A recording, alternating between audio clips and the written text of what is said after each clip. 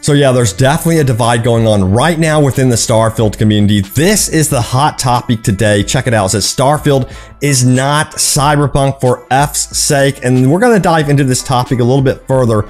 But the gist of it is this, that a lot of people are constantly comparing Starfield and its launch coming up here to Cyberpunk 2077, to expect it to be a bug-ridden mess with problems where they would have to constantly patch it up, of course, for its lifetime. Will that happen with Starfield? Well, no one really knows, but we're going to be talking about how you should be guarding your expectations and being more realistic about these game launches, of course. So next up, we're going to talk about hidden lore reveals big secrets about games factions. Will the game run at 30 frames per second or 60 frames per second? And we're going to talk about settlements, jetpacks, and much more. So yes, a lot of stuff to dive into with this video. So let's start out with, first of all, this one right here. This comes from W4 Wamba, and it's a good discussion for sure. It's one of the most talked about things going on right now within the Starfield community by far. This is what it says. It says this game's pre-launch has been not even slightly comparable to that of Cyberpunk's.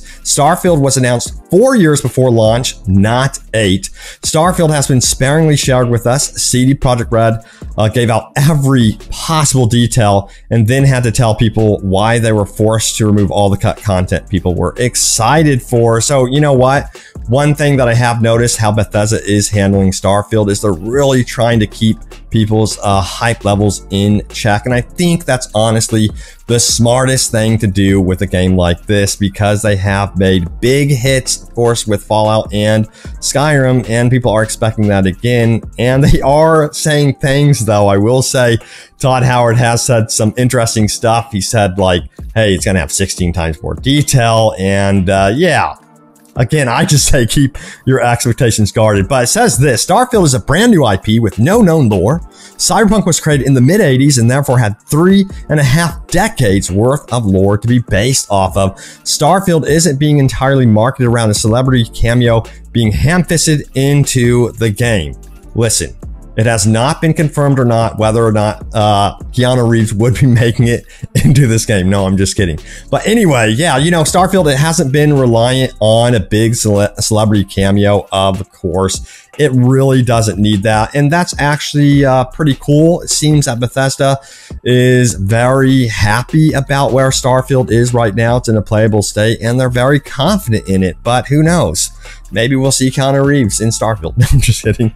But anyway, back to this. It says, and if Starfield has been delayed, they haven't said crap about it. Cyberpunk was announced, hung out to dry, and then picked up again 5 years later. They spent 2 years showing off every little itty bitty detail of content that would go on to be completely scrapped. And then the game was delayed 3 times in the same year. Cyberpunk was supposed to be released in 2022 originally, and then were forced to release in 2020, excuse me, after the new consoles were announced because the CD Projekt Red suits wanted that sweet holiday money. Yeah, they absolutely did want that sweet holiday money. And you know what? They got it. But anyway, back to this. Yeah, you know, I feel like Bethesda has had a learning experience, especially with Fallout 76, and they've gotten that game back up into good shape. And I do not think they want to go through that launch again. That's just my assessment. Will we be seeing bugs in Starfield at the beginning of launch? You know, I honestly would expect something like that. Of course, that happens with every big Bethesda open world game. I assure you there most likely will be patches. But let's see what fans had to say in reaction to this post. We have Fluffy Carnivore, who says this: I'm not aware of these comparisons, but I'll save my judgment for Starfield when it's released. Yeah, you know, right now I'm really trying my best not to compare Starfield to, of course, Cyberpunk 2077. The only comparisons that I have between these two right now are the cities. Like, we have Night City right here, and Starfield is going to apparently have like 2 big cities, and I'm really curious to see how they can potentially live up to Night City, because Night City is absolutely incredible, at least with the architecture and things like that. Now we have Hot Shame 9, who says this: remember when No Man's Sky did us nasty too? People compared everything to it after the disaster. Now they're comparing it to CD Projekt Red. However, Bethesda has a lot at stake here. After the Fallout 76 disaster and the constant re-release of Skyrim, everything rests on Starfield.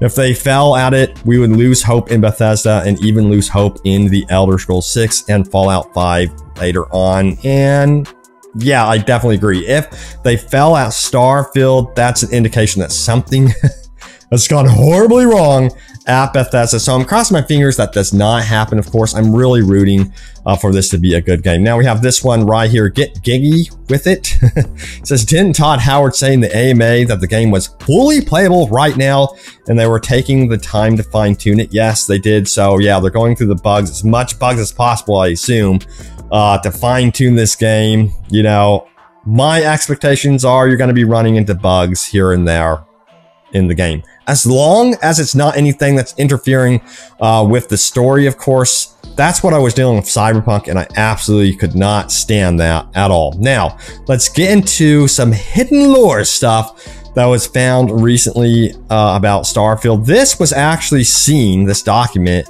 in the Starfield documentary trailers, I guess you would call them. And we're going to dive into what was actually written in these pieces and what they mean to Starfield and features in the game. We have this one right here. It says, urgent communicate, please be on alert. And this is a translation of that document. It says, pirates of the Crimson Fleet have extended far beyond the Crix system. Hopefully I'm pronouncing that right. And have established footholds in the Sagon, Cheyenne, Lunara, and Narian systems. Both SysDef and the Vanguard are committed to ridding United Colonies space of these parasites. So it sounds like to me the Crimson Fleet are going to be acting as some sort of pirates, space pirates, which would be really, really cool. Which brings to the fact that we could be seeing some sort of major bounty hunter feature in this game. That's speculation, of course, but with pirates, you would expect there to be a bounty board. That's what I'm saying. Now, we have this. This is clearly no longer just a Freestar Collective problem. Also, be advised that the Crimson Fleet is not a single organization, entity, or faction. Rather, it is a loose confederation of individual captains, all organized under the same banner.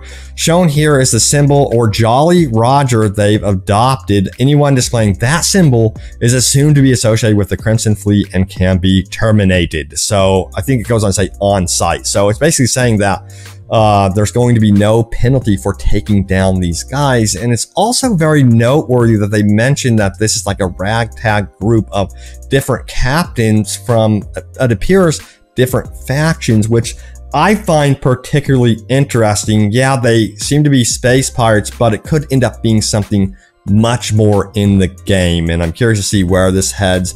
Could the game head into some sort of war, like an actual proper war? We'll see. Now, it says this, any questions should be addressed to Lieutenant John Tuala, and then there's some signatures there. This is like a really cool indication of some of the characters we could be running into, though, in the game. So just mark these names down because I think we might actually be running into these characters. Now, a lot of you guys are wondering, hey, yo, is Starfield going to be running at 60 frames per second or 30 frames per second, especially when it comes to console? And yeah, that's a really, really good question. So let's go ahead and dive into this question here. Has it been confirmed Starfield will run at 60 frames on console or not? And we actually have this quote here from Todd Howard. It says, in IGN interview, Todd Howard said he prefers 30 frames per second with stunning visuals. So I guess that is the preferred option there. And honestly, I would like to see, of course, 60 frames per second, but I hope they have like a fidelity option and a performance mode option. A lot of the next gen offerings that are on Xbox Series X or, you know, even PlayStation 5 usually come with those options. So my assessment is I would expect something like that, but it seems like Todd Howard that he wants, excuse me, a mode that is going to be running the game at like super high fidelity, 30 frames per second. So I would expect that. Now we have this. This is really interesting. It says possible settlement in the spaceship graveyard. And we have this circled right here. And you can't really see exactly what this is It looks like, some people said in the comments, it looks like robots that are scavenging this spaceship, or it could be some sort of settlement, but it seems like these downed spaceships are going to draw a lot of interest. And I would assume potential threats, especially if you're dealing with scavengers that are on their own, they could actually be threats to you. So yeah, it's going to be interesting to see if we have some sort of like megaton type situation with a down ship where they're constantly trying to get scraps from it. That would be really, really cool. Now, jetpacks look like they could be part of Starfield by this concept art. As you can see right here, we have what appears to be some sort of propulsion system. Now, it doesn't mean you're just going to be flying willy-nilly through the game. It might be where you could just propel yourself, but that might actually be also a skill tree that you could invest in. So that would be really, really cool. All right, so now it's time to get into your top comments. Remember, leave a comment down below. It could end up right here in a future video. So let's do this, shall we? All right, the first comment comes from, let me get the window open here. This was the video I did about Cyberpunk, actually, about something bizarre is happening in summer 2022. Check out the video, by the way, if you want to find out more what is happening with Cyberpunk in 2022. It looks like, of course, they did confirm that a watch is going to be releasing in June 2022. It's going to have blockchain technology, but yeah, because they're releasing merch and watches and things like that, it could be something that indicates that we would be seeing new content around that same time or shortly after. That's what the video was about, but let's dive into some of what you guys had to say about this. So we have Bilimio, who says, to be honest, the side quests felt more compelling and engaging to me than the main story, such as helping Judy and Mako take clouds from the tiger claws, indulging the convict for his crucifixion brain dance, investigating the spying that was happening in the politician and his wife's penthouse, or even hearing out the prophet and his rogue alien AI conspiracy. Well, the main quests were just you playing as a supporting character, hauling the real protagonist Johnny Silverhand around in your head to find Alt and stop Arasaka. A lot of agreement about that one. So, you know, at least they succeeded there with the side activities. So there's that.